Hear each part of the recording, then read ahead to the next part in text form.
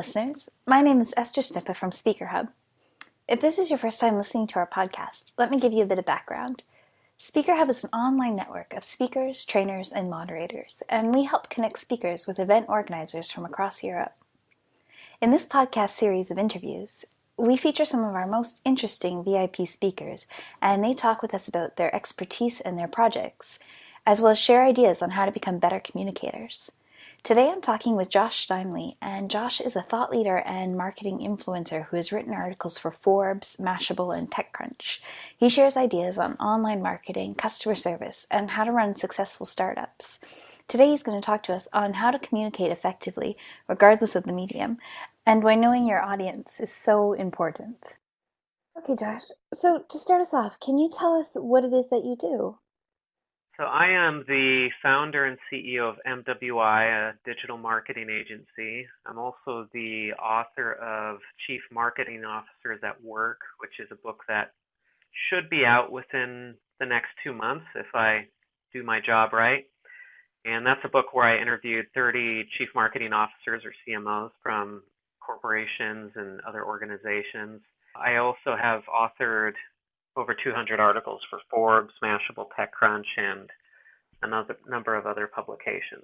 So that's the professional overview. So tell me a little bit more about your book. That's a lot of expertise that you've drawn on. Did you see a common theme in a lot of the advice these marketers were giving you?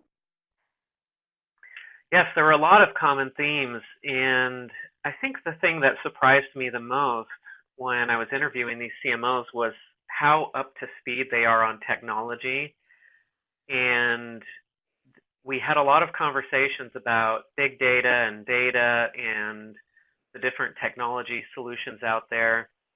And I was expecting these CMOs to be perhaps a step removed from that. Maybe that would be something they would hire a specialist to be up on. But I was really surprised how many of them really understood data and technology and where things are going, and they were making plans around these things. So really a bright group of people.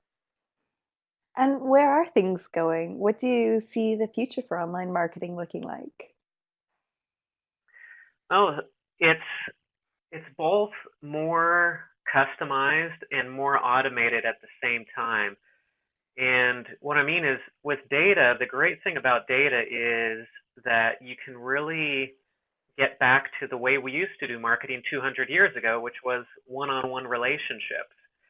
And what all these companies are trying to do is they're trying to get to the point where their interactions with customers are as one-on-one as they can possibly be. But how do you do that when you have a company like GE that serves millions, hundreds of millions of people around the world?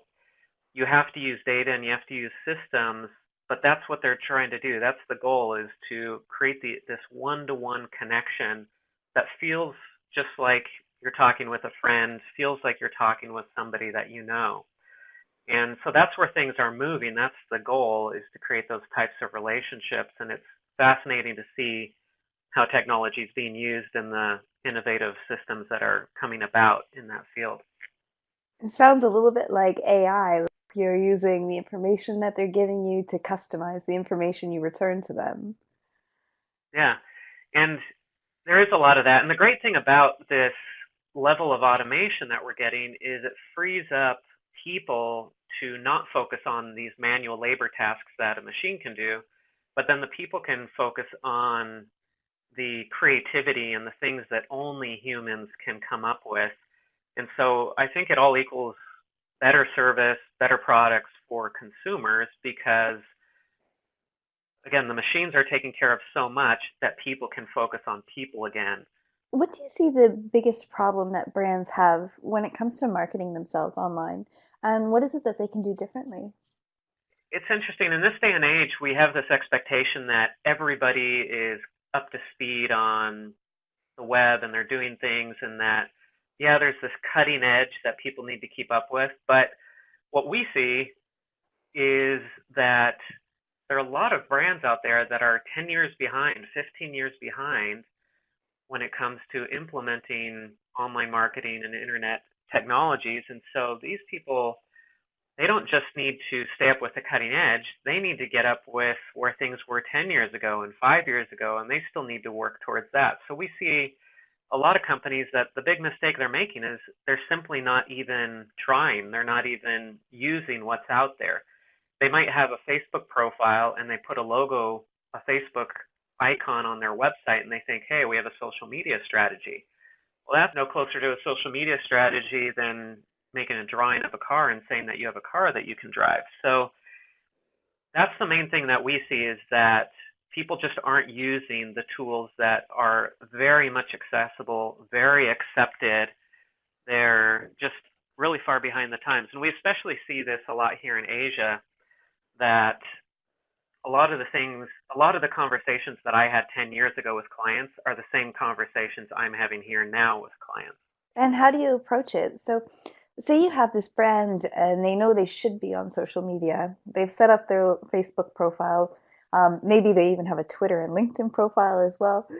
But they're a little bit intimidated on where to get started, how to actually get the ball rolling. What do you suggest to them? What we try to do is we try to just walk them through some of the steps, and we try to show them the results that are possible. There's a saying that anybody who has a good enough why can deal with any how. So if people know why they should be on social media and they see the return that's possible, then they can figure out the how. They'll deal with how to get there. We try to show people or clients the why, and then we help them out with the how. But once they get the why, then it's pretty easy for them to deal with the how. Okay, interesting.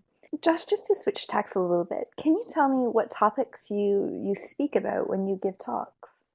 So I focus on the things that my agency does. I talk about online marketing, social media, content marketing. A lot of what I speak about these days has to do with kind of public relations or digital PR. Because I write for these publications and I have experience getting pitched by people who are trying to get into these publications, I have some insights that I like to share with people on how they can get published in Forbes or Inc. or Mashable or TechCrunch, and I walk them through some of those steps and how to pitch journalists, and especially how they can use online tools to create buzz around what their companies are doing or what they are doing as individuals, and how they can become knowledge experts or influencers in what they know and spread the word through these major media sources. I also like to teach people how to use resources like LinkedIn Pulse, Medium, and some of these social networks that are out there that are free to publish content so that they can become an expert without relying on these major publications. And what's the best outcome you can expect from one of your talks? Like, how do you know one of your talks has been successful? Sometimes that's difficult because, people come up and they tell you afterward, oh, you did a great job. And you don't always know if they're just being nice or trying to make you feel better because you did a terrible job or something.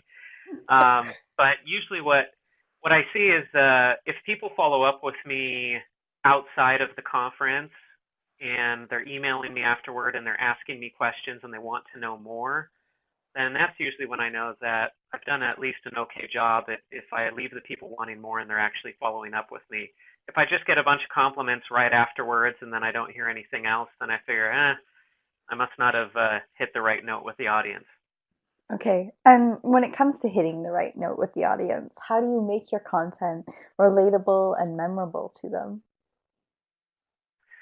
Well, I try to keep it really simple, and I don't mean simple in the sense of dumbing it down, but I try to be very clear and concise in my points. And this is something I learned writing these articles for Forbes and other publications, is that people really like lists and they really like bullet points. And when I say bullet points, I don't mean that they like a PowerPoint presentation where every slide has 20 bullet points. I mean, people like a list of 7 ways that you can do something, or here's how to do something in 5 steps. And so most of my presentations or my talks that I give, I'll talk about here are 3 ways to get PR without using mainstream media, or here are 5 ways to pitch the media correctly. And I divide it up into those points, and then I just go through each of those points and give examples. And I keep it really simple, brief, to the point, and that seems to go over well every time. Why do you think it is that people love these lists so much? I mean, I see them on BuzzFeed. We even make them ourselves on Speaker Hub. What is it about these lists and these bulleted points that's so attractive to people? I think it's because we all have limited time. We're all rushing around, and we have problems and challenges at work or in our companies that we're trying to solve. And when we see a list that says, here are 7 ways to handle this issue or fix this problem, I think we look at that and we think, oh, that sounds like a really quick read, and I can just skim those points, and maybe I can just read the first sentence, and it will give me a clue that's going to help me with something in my life or something that I'm working on. And so I think it's the promise of getting something valuable without too much time or too much of an investment that draws us in. If someone were to say, here's a 20-minute paper or white paper on how to fix this problem, we might read that, but fewer people are going to read that because they're going to say, oh, this is a 20-minute commitment. I have to read the whole thing. I have to understand every sentence of it. You see a list that says, hey, here are 7 ways to do this, or here are 7 things to look at. And we figure, oh, I can just skim over that in 20 seconds and get something out of it. And if I want to go in deeper, then I can go in deeper under one of those points. So I think it's that getting something without much of an investment that draws us in and makes us suckers for those headlines. And you can read the headings of each of the points and then dive deeper into that heading, but you can skip over the things that are maybe not so applicable to you or your situation. Right, Uh, exactly. so, Josh, I know that you have a lot going on. You do talks, you're an avid writer, you also do things like triathlons, and you have a family. How do you balance everything? I certainly could do a better job at it, but one of the things that has been very helpful for me is that years ago, my wife and I sat down when it became an issue, the work-life balance, and we said, okay, we're going to set some boundaries and we're going to set some rules here. And so I have rules like I get off of work at 5 p.m. I don't work on weekends. Um, we have certain things during the week related to family activities that we have scheduled. And by creating these boundaries, that lets me know that, hey, I can work all day and I can focus my attention, but when 5 o'clock comes, I need to be done. Therefore, I need to really prioritize my time during the day. When I was starting out with my business, I would work 90, 100 hours a week, and I didn't get all that much done. I didn't know this until I set some boundaries in place and I said, okay, I'm only going to work 40 hours this week. The funny thing that happened when I dropped from 90 to 100-hour weeks down to 40-hour weeks is I actually got a lot more work done. And the reason why was because I knew I had to use my time efficiently. I couldn't mess around. And so I really focused on priorities and I let a lot of other things go that didn't matter that much. When I could work 100 hours a week, I could always say, oh, I don't need to work fast. I don't need to be efficient because I've got all the time in the world. I can always get stuff done later. So it was setting the boundaries that came first. That's what forced me to get efficient rather than trying to get efficient, resulting in working less. Oh, it's an interesting flip of that perspective. What's one piece of advice that you would offer our listeners about effectively communicating? So, whether this is in talks or in marketing or some of the advice you've gotten from these plethora of different marketers, what's the one thing that people should know about communicating effectively? There are so many great tips out there, but if I could narrow it down to one thing, I think the most important factor in communication is empathy. And I mean, understanding the people that you're communicating with and seeing things through their eyes. If you can do that, then you can cater your speech, your writing, whatever else you're using as your form of communication, you can cater that to that person. What I see is that the bad talks or the bad articles that I see out there, it's that they have a disconnect such that the people who are reading the article or the audience they're going after, the writer or the speaker doesn't understand that what they've written or what they're saying is not going to connect with their audience. And that's why we say it's bad talk, is because it doesn't connect. But the people who really seem to know who their audience is and understand things from their perspective, they can figure out the tools and they can figure out the right way to communicate with them, because when they don't communicate the right way, they know it because they have that empathy. And how do you generate empathy? So how do you change your perspective and imagine yourself in the place of your audience? Well, one of the keys is that word you just used, imagine. You have to develop your imagination and you have to be creative. I think the main problem people have with developing empathy is that they don't try. They don't think about it. They don't care to. But I think if people make an effort, it's not that it's all that difficult, except that a lot of people just don't do it. They just don't try to understand the people that they're talking to. But for those who are trying and really want to develop more empathy, the main thing is to spend time with the people that you're trying to understand and study them and talk to them. If you want to understand millennials, then spend a lot of time talking to millennials. If you want to understand CMOs, like I tried to do by writing this book, you spend a lot of time with CMOs. And in fact, that's the reason I wrote that book, was because CMOs are one of the people that we target through our agency. And I said, hey, I want to understand these CMOs better. I want to understand the challenges they face and what their work is like, so that as we're pitching them on our services, we can talk to them in their language, the way that they'll understand. And so I went out and I wrote this book and I interviewed these 30 CMOs, and it was great. And I've had experiences since writing that book where I've been speaking to CMOs and we've closed deals, and I've looked at that and said, we would not have closed that deal if I had not written that book, because I wouldn't have been able to speak to that CMO the way that they wanted me to communicate with them. So sometimes empathy just takes time and research and hanging out with the people that you want to influence. So it sounds like there isn't like a hard and fast rule, like word your things in this way or look at them in that way. It's about really stepping back and trying to understand the person.